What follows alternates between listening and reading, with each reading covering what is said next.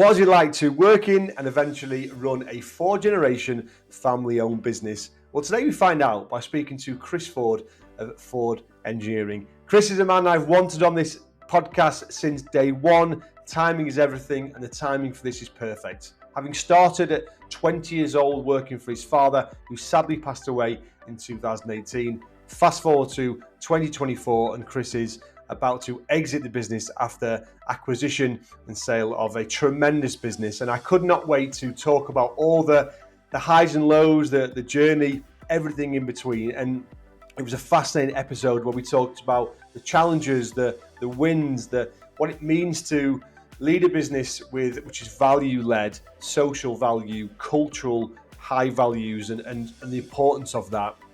And we talk about everything that makes a engineering and manufacturing business tick and move forward in what has been a very, very challenging 6, 7, 8 year period for everyone in the sector. You're going to learn so much from this episode. You really are. It was as fantastic as I hoped it would be. So please sit back and grab a coffee, watch, listen, and enjoy the episode. And please, please, please like and subscribe. I'd really appreciate everyone doing that. So thank you very much. I hope you enjoy the episode. Excellent stuff. So a massive warm welcome to Chris Ford onto the Manufacturing Leaders podcast today. I've been stalking Chris for a long time with this podcast. It was deep into the night after a few beers of a manufacturing awards due a few months ago. So finally got him to say yes. So how are you, Chris? All good? Very good, thank you. Yeah. Excellent. Well, very happy to have you on. So really looking forward to getting to the nitty gritty of all this, but let's just start how I always start these episodes. So, Chris, what does it mean to you to be a leader?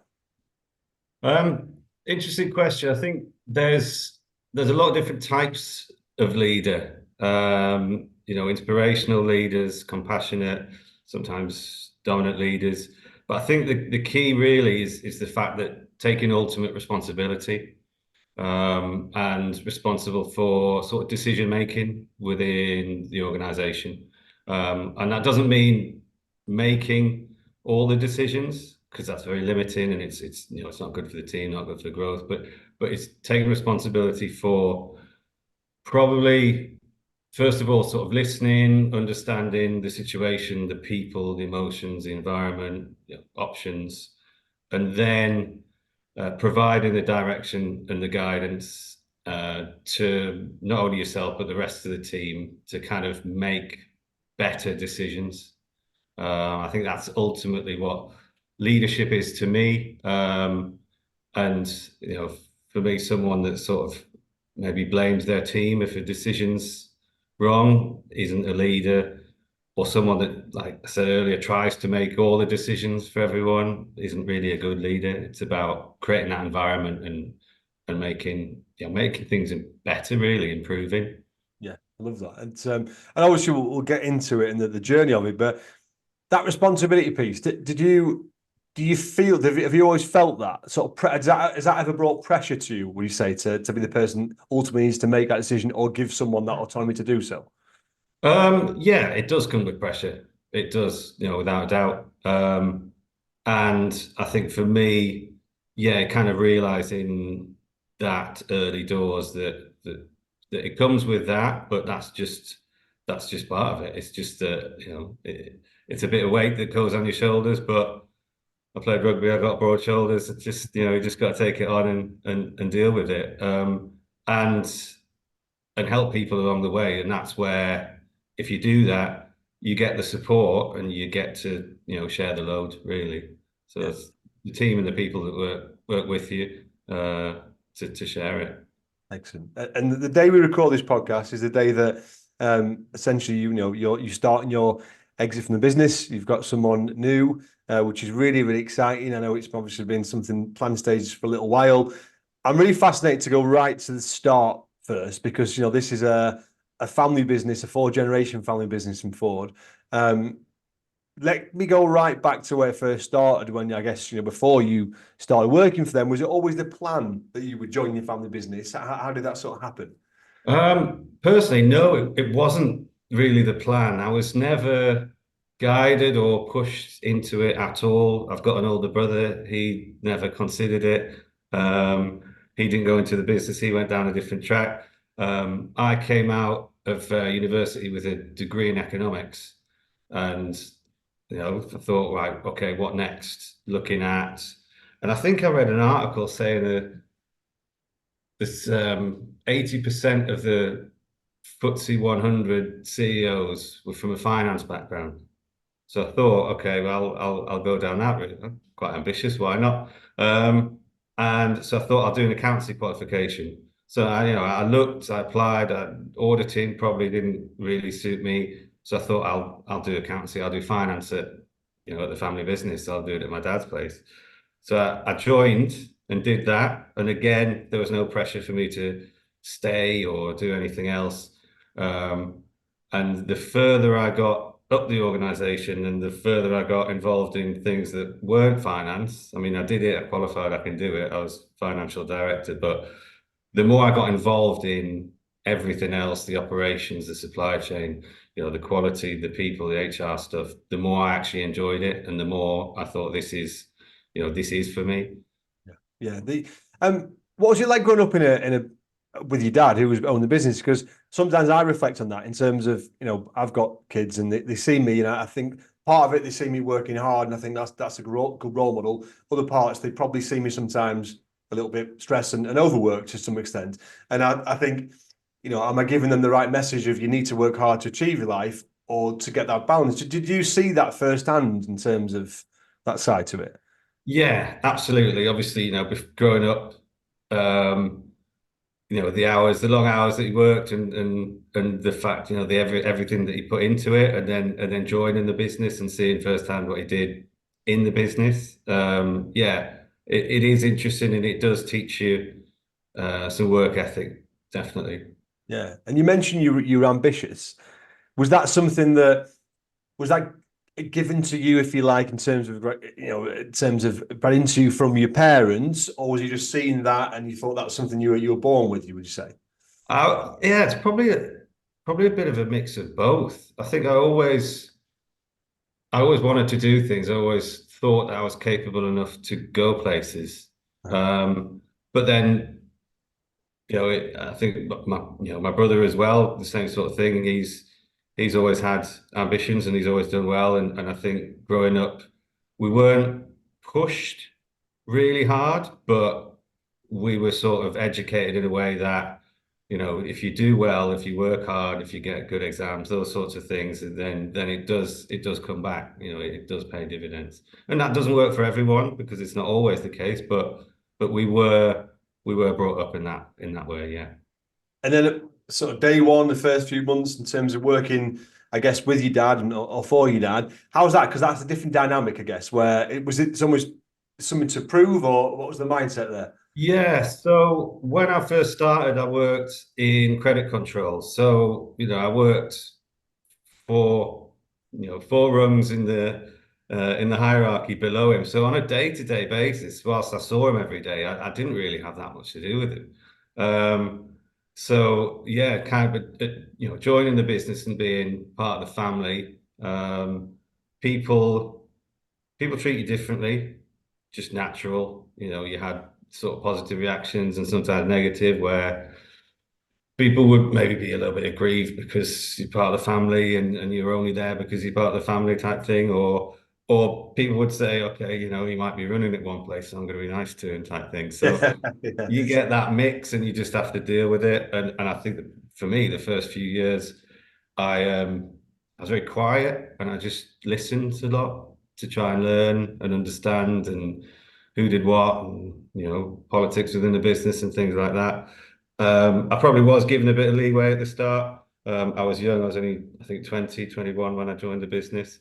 But as soon as I started getting some sort of responsibility, then I really kind of grew into that and started taking it on.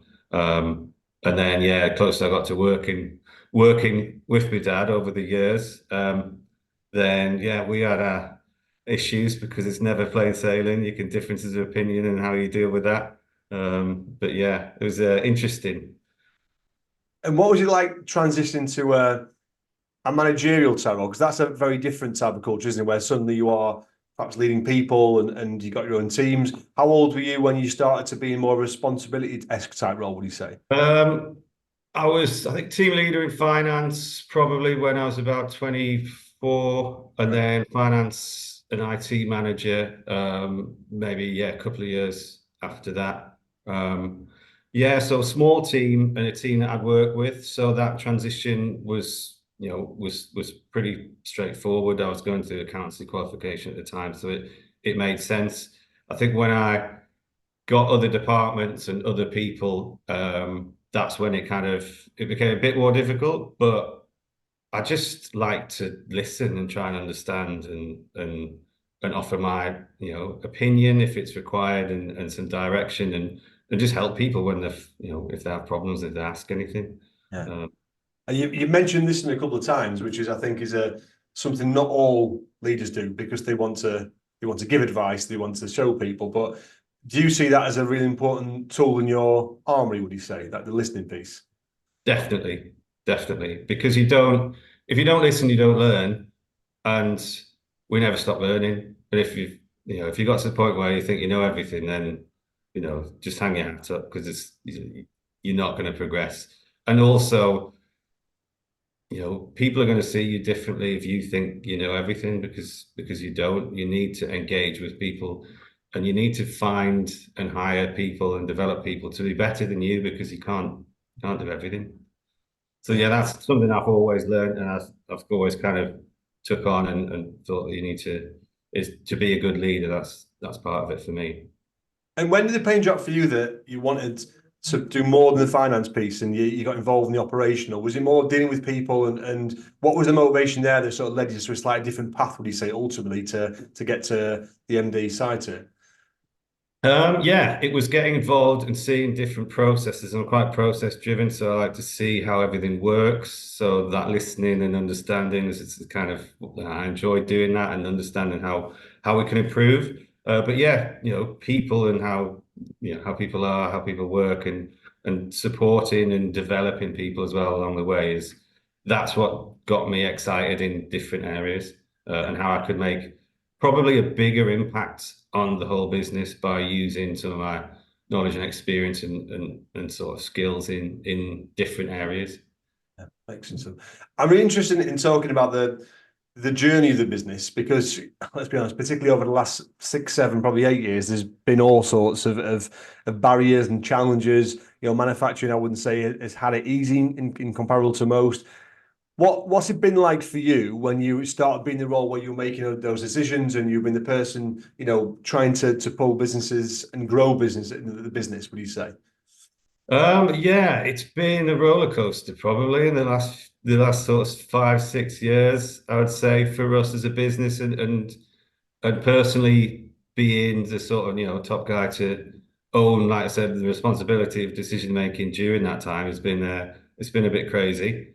Um, but yeah, just with the support and the right team, you sometimes you enlist help to make those decisions, to make the right decisions, and see how you go forward. But as much as you can plan, you can't plan for COVID. You can't plan for things like biggest customer changing their whole structure and decided to move work away from you. You can't plan for these sorts of things. You've just got in the moment, get knuckled down, decide what you got to do, and just work through it.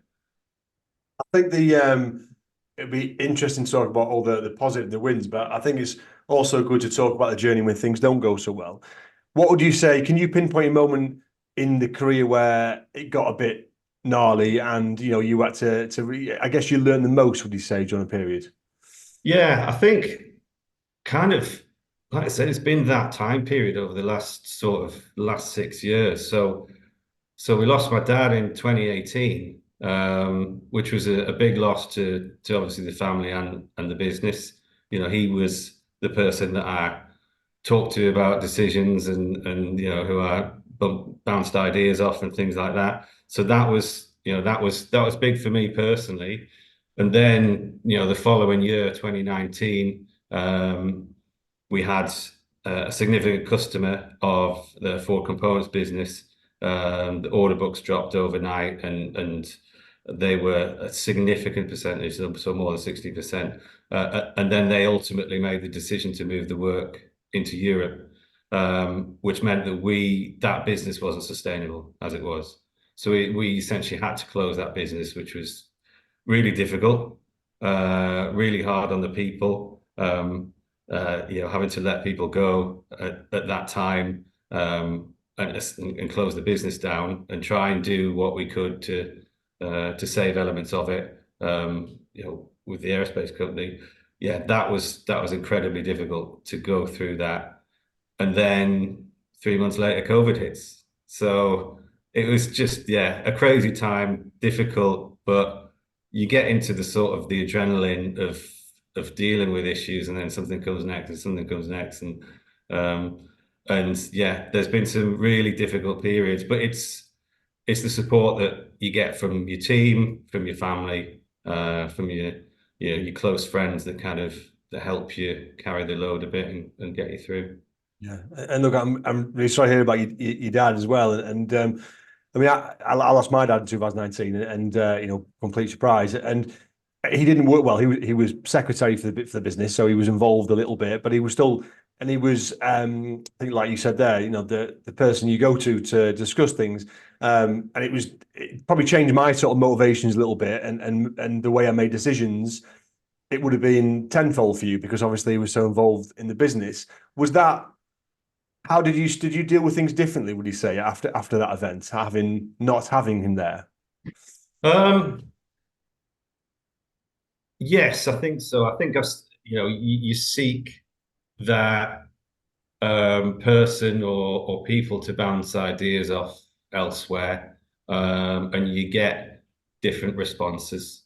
Um, so my dad was always someone that he would let me, he never overruled me. He'd always let me make my own decisions. He always um, let me make my own mistakes in a lot of cases, which was good. He disagreed fairly often, but that was just, yeah, I think that was just part of our relationship, and probably our skills and opinions and ethos, I think, a little bit. But you seek that elsewhere, and it kind of taught me that no matter what you're going through and who you are and what you need to have a support network of certainly more than one person with different opinions to be able to just talk about things. Running a business, it can be a very lonely place.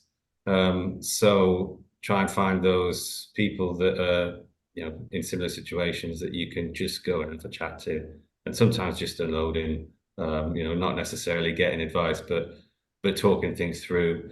I've just recently done an executive coaching course, and it's amazing how much just speaking to someone and then not really saying a lot, but just asking questions gives you the time to think and process things and come up with your own solutions to problems. So I think that's important. That's what I've learned from that. Yeah, in fact, it's a nice reflection piece, isn't it? I completely agree. Do I guess if you look at manufacturing in isolation, and exactly what you just said there, how important is it, do you think, to an SME or a mid-sized company to have non-exec advisors network? What would you say is important sort of structure, do you think, for businesses to do so now? Um, I think it's for the leader, for the person to find that network, and have that network where there is trust and honesty and openness to be able to do it. We've never had non-executive directors within the business, but I found that network elsewhere. And there's formal ones that you can join, which I joined for a few years, where it facilitates speakers, and you have your group that you talk to, you meet once a month or something like that. They're very beneficial. But you can also find that outside of a formal one. You could do an informal one, which again I had with some friends that also run businesses themselves. So I think it really is important, and there's some people that you bump into that are kind of new into roles, and if there's one bit of advice that I would give to someone that's new into leadership in manufacturing is try and find that network and use it. Yeah, Yeah, and you exactly what you're right in saying. There's formal networks which I'm part of, and I definitely get benefit from, but sometimes it's just those informal conversations, relationships, picking up the phone, someone's going through it, and not being scared to pick up the phone to a competitor because they're going for the same challenges ultimately Yeah, as you, aren't you? And I've seen that shift actually. I would say post COVID, where I think there's more collaboration. I would say in yeah. manufacturing. Have you seen that a little bit? I've seen that a bit, and I've seen that, and I don't know what it is. I think maybe it's obviously younger people probably coming into industries that are more open to collaboration. Yeah, Um, Obviously operating in the aerospace sector as we do. Yeah, I can see changes in that sector. You know, when I first started, it was all, very grey, stale, white. It's definitely changing, and with that, you can see a lot more collaboration within supply chains. yeah, yeah. Excellent stuff. We talked about the negatives. How about the positives? Because I've got a lot of time for us as a business. I think they're tremendous. Culture, I think they're tremendous, which would be key to talk about. But what could you pinpoint is almost the highlight of your career there, would you say? It's a nice time to reflect where we are now. Um, yeah, it's difficult because there's a few. It's difficult to choose one. Um, But that's the thing, they all add up. There's almost so many little things where you it's kind of you take a bit of time or sometimes you're forced to realize that this is, what we've done here is something special. So it's those sorts of things, I mean, celebrating award wins with the team, you were there and the team raised the Great roof proof. and it was a great feeling just to be with the team. That was all Ford employees on the table, and they had a great time. Sometimes things. I did a talk on social value down at one of our biggest customers, and you get asked to do it, and then you look back and you're like, "What am I going to speak about?" And you realise that for decades before the term social value was coined, we've been doing everything, and it's a lot of work that my dad's done with local charities and the academy that we set up for traineeships. We've been doing all this stuff for a long time, and for the size of business and the number of employees that we have, realizing that we punch well above our weight in that respect, and we're doing really good things for the people of the local area. Those sorts of things feel really good. Yeah. Why do you because I think it's amazing you see the importance of that, but I don't think all companies necessarily do because they're probably too much into the day to day and maybe sometimes just a P&L and they can't see the benefit. What benefit have you seen? Why do you think that's important that companies should be looking at that social value piece?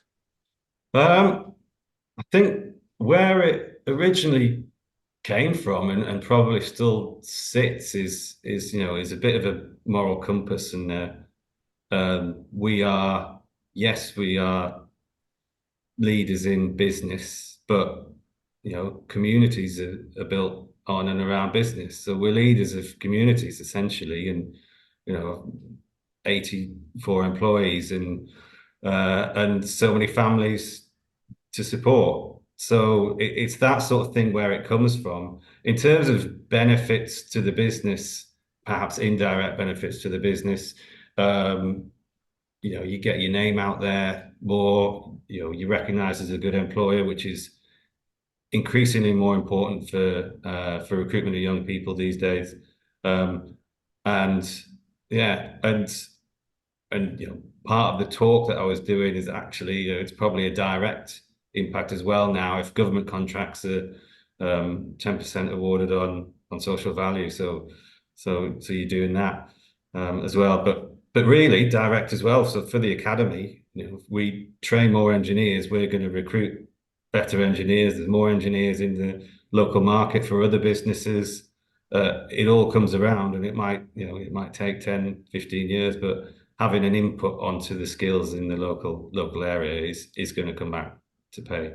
I think it's interesting now you mention your own values, your moral compass first, because I think that's a chronological order because Yeah, you're value led. I think if companies just do it for the result, and they're not the heart is in. I don't think it really works. Yeah, exactly. And that's where it came from, with my dad probably starting most of those things off. Um, yeah, it came from the moral and being a leader of the business and the community. Yeah, yeah, because ultimately, it's a hard job on a business. It's a hard job leading people, but if you lead with your values and you're true to yourself, you're more likely to empower yourself, but also empower your staff. And I think that shows in a company like Ford. And you mentioned that awards night. There was 50 other companies in that room, lots of winners, but no one, no one was as loud and as happy.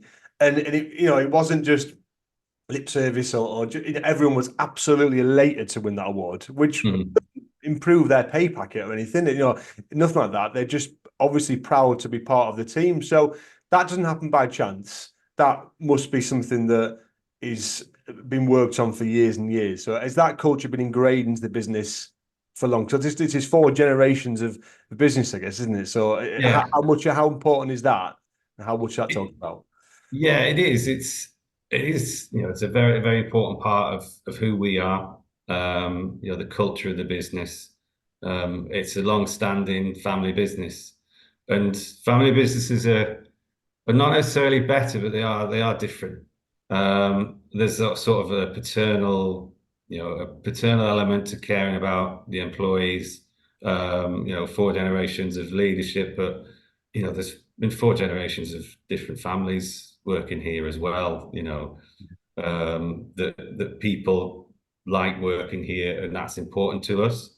Um, and we are very honest with ourselves as well on the ways that there's been difficult times and we could be better. We always try to be better for the employee as well as the business. We're not just here to make profit. We're here to sustain families, and without those people, the business wouldn't be here. So that's always been kind of core to how we operate. Um, so yeah, and for things like awards as well, we don't we don't enter every year. We enter when we feel like we've done something good enough. So when it comes off and we win, and then we go to the nationals and we get a special commendation at the nationals, then absolutely fantastic. The awards are for the team to celebrate, and yeah, they did a good job of that.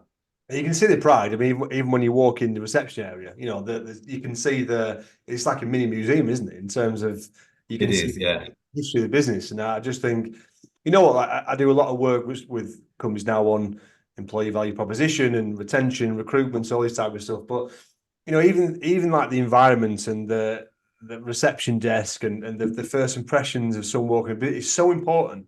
And that stuff is essentially free. That you don't have to pay thousands of pounds to relook after that. So, and you've looked at every detail there, and I think that's really important. And it's quite clear that you prioritize retention over recruitment because obviously the latter should take care of itself. And I imagine you pay dividends to that. Is culture retention? Is that talked about regularly in the business? We say is that again? That's not by chance. No, it is. It is talked about regularly, and there's definitely something about that here that we often get. You get people that leave, and most of them want to come back.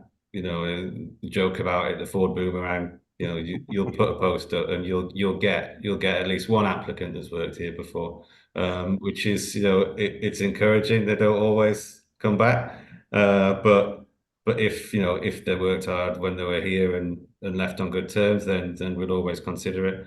So yeah, it's something that we do consciously look at, and something that when I first took over as managing director, something that I was looking at because prior to me, my predecessor maybe had a slight negative impact on the culture of the organization. And it was something that I kind of worked hard to try and change, but it's taken a long time to get it where we are, and it always feels better when you're performing. And we're performing really well at the minute, so it's a very happy place. Yeah, and this is a harder one to pinpoint because sometimes you can't always pinpoint exactly what it is. But if if there is a business leader listening who has a poor retention or they don't feel the culture where it needs to be, or perhaps is going into a new organization and wants to sort of put their own stands on things, what advice would you give them, do you think, which is the first things you would start to look at to get that ball rolling? Um, I think a it's probably two things. It's a long period of listening, cutting out some of the stuff which are just general gripes, which people will always have. Yeah. But it's trying to pinpoint the key points that people have problems with. And then when you say you'll do something, do it. That's the biggest one that people will think, right, okay, well, it means something now. Therefore, and it will snowball because if they feel like they're being listened to, then they'll tell you more. And then you'll get to find out more and you'll get to understand more about it. And if you act on that, then things will over time improve and you'll form that relationship with the team and the employees that where there's trust, really. So those are two key things, I think. Fantastic. I alluded to it at the start, but obviously, you know, you are now beginning the exit of the business, which it's nice to reflect on. When was that started to be the plan for you? It started to go right, okay, because I know the business has now been acquired, and that's a long process. Before, beforehand, when was that sort of right? This is going to be the plan now. This is time. Um, You're a young man. yeah. I think it had been considered in the past, but I think with my dad, it would never have been the right time. Right. And I think for me personally, going through the difficulties of the last sort of 5 6 years, it became the right time for me. Those difficult periods, like we said, with dad closing the business, COVID, Brexit, Russia, and Ukraine crisis, that sort of thing, energy crisis, all of those, whilst I was the only active shareholder in the business, and for most of it, the only active director, it got to a point where, okay, this might be the right time because we're also performing really well. We've come through out the other side. But I think what was interesting was the right partner came along at the same time because the four generations and over 100 years of family history, the right partner has to be right. And I was very fortunate that came along at the right time as well. Yeah, it's and you're right. It ultimately that's a lot of responsibility. Where we use it to start for you to do for all those years by yourself to make those decisions, and ultimately there has to be some end game. So why not, like you say, when things are on the up? Because it would probably, I imagine, would have been a lot easier to do things when it wasn't the case and it was in the depths of despair. So Yeah. having got out the other side to that, how are you feeling now? Um, I'm feeling good because really the most important part of that is that the partner that's acquired the business is the right one, and they've done exactly what they said, and they operate in a very similar way. They're a family business. We actually have a lot of history. We licensed the technology to them back in the 80s, but they're a family business and they operate in a very similar way. They like to look after their people. They put a lot of money into it, and it's continuing to go in the right direction. It's grown from when the acquisition went through to now, and how they treat people and go about recruitment of getting the right people is very similar to how we've always operated. So it feels good because it's gone well. Yeah, yeah. How hard was that communication piece in terms of ultimately when you decided this was a plan, you're not going to go and shout and tell everyone, I imagine, until there's something set in stone. How hard was that communication piece to staff? Because obviously, like you say, in any large change, there's a lot of families who work there. There would have been some potential sort of fear there, obviously. How was managing that process, would you say? Um, it's kind of, yeah. it was difficult, but there's no other way of going about it than being honest. And I got everyone in the canteen to tell them what was potentially about to happen, and just told them how I thought it was going to go and how I felt about Spiral and how they operate and that it's going to be a good home and they're going to it's going to be a benefit to them because they're going to put more money into the business and what their plans were with it is to grow it and they understand the value of you, the people. Yeah, there's not many other ways to do it. Yeah, it was a difficult thing to say because there's so many people here that have worked here for absolute decades. We're about to have our this is a new thing that Spiral have brought in our long service dinner next week. So I think it's anyone over 20 years, and we've got I think there's about 35 people on the list, Nice. something like that. So it's yeah, there's a lot of people that worked here a long time. So it was a shock, Yeah. and the proof's in the pudding, and thankfully, things have gone really well. Yeah, but there are different ways to do things, but I think honesty is the only way to do things. Because I think as soon as you start try to hide things from people, that's when the real fear sets in. So I think that, and that's testament to again the values you have as a person, but as a business. And no, I think that's tremendous. And yeah, typically I'm going to stereotype here, but I know you can. American culture is a little bit more aligned to the people side to it. Have you found that process in terms of that they've taken that on? Yeah, absolutely. When Ken, the VP, the president comes over of the company, he comes over and Jeff, the owner and CEO, he comes over and the first thing they do is they go and speak to everyone on the shop floor and they go and engage and they talk to everyone and they care, they go see happy birthday to everyone and the first point that they both did is try and remember everyone's names, and they do. It's a genuine care for the people that is genuine because you feel that from them, and yeah, it really people respond well to that um, and yeah, it is very aligned to kind of how we have always operated. So it's so yeah, Ken always says we're like two companies are like two brothers separated at birth that come back together. Nice. I like that. Love that. Are there any lessons you learned from the acquisition process? Because that can be quite complex to go through.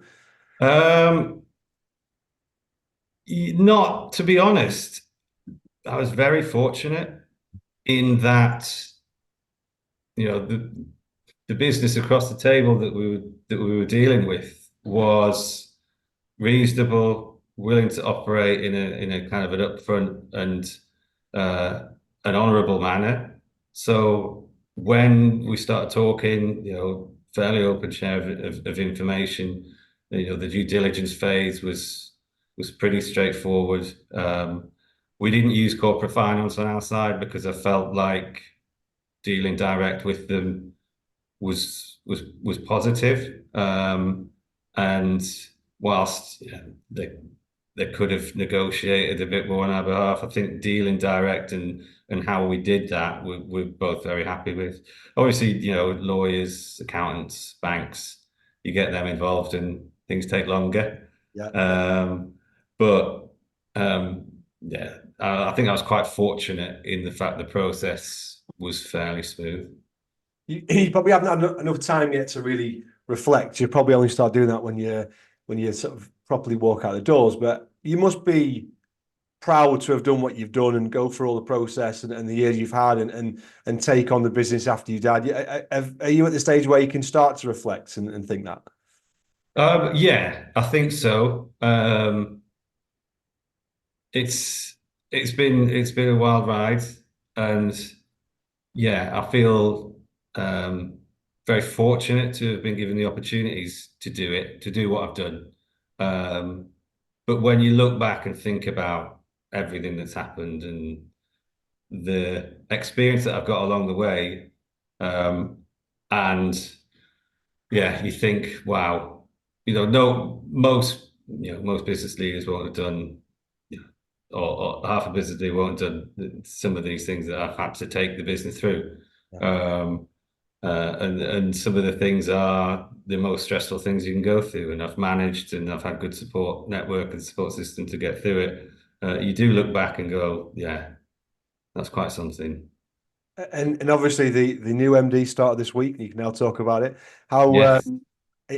quite exciting plans, I imagine, for the business moving forward during this next transition phase, I guess. Yeah, absolutely. Plans for growth, further investment in machines, investment in people, new customer acquisition and those sorts of things. A very stable growth plan. And yeah, with Mike coming on board, I know he'll do a great job because he fits the ethos of the team and the business as well, which is why it took so long to find him. But it's a different appointment than typical appointments because I imagine for you it had to be the right person. It had to be the right person. And I think what was really encouraging was that both myself and Spiral, they were on the same page that it really has to be the right person. And that we had the same image of the same person, really. Yeah, yeah, Because they understand us as a business. That's the key thing. yeah. So what's next now for Chris Ford? I know where you're going in terms of location wise, but what's the Yeah. plan? So take a break for a bit. It's been 18 years that I've been in this business. It's quite a long time. Yeah, So yeah, I'll take a break, do some travel. yeah, But ultimately, like I was saying before, the things that we've done with the business, the hard times and the good times and the things that we've been through and the experience that I've got, um, is is huge, and I want to be able to help other businesses, other people, with my expertise and my experience. So yeah, that's kind of where I want to go to. What form that's in, I'm not quite sure yet. Um, Supply chain consulting, leadership within an organization, executive coaching after my course, using those skills to help people. Because I think some of the most rewarding is the individuals when you see someone grow, progress, do things that they didn't think they could do. You support someone and you tell them good job and they're glowing. That's really important as well. So whether it's businesses but individuals within those is kind of where I want to go next. and I think the advantage you will have over perhaps other people in that space is in what you've done in 18 years. Do you know what I mean? I think, and a lot of people who start to work with businesses who maybe exit their own business or a different business are probably at the other stage of the career. Do you know what I mean? Basically, but you aren't that. You're they're hopefully not even at the peak, and so and the experience you've had during that time and still to give and the energy you've still got, I think will be amazing. So it'll be an amazing asset to either a business or multiple businesses to do so. And I just want to thank you because this has been a real privilege. It's one I wanted to do for a while. It's a fascinating story. It's one people can learn from and be inspired by. And I think the one thing I've sort of taken from it, and I always like to reflect myself, is that listening piece of a leader, and then to listen, to give feedback into that trust you mentioned a number of times as well. Because ultimately, to own a business and to lead businesses, it has to be value led. You have to lead with the culture, and it just oozes that from the business. And I think you should be extremely proud. And I'm sure your dad be very proud of what you've done in that business in that space of time because it has been bloody hard work over that space of time. Let's be honest, it's been really, really hard. And unfortunately, a lot of companies have gone to the wall and would have come out more than fighting and at the other side. So look, you fully deserve every joy and everything you get. And thank you very much for the opportunity to speak to you, Chris. I really appreciate it. No problem, Mark. Thanks very much.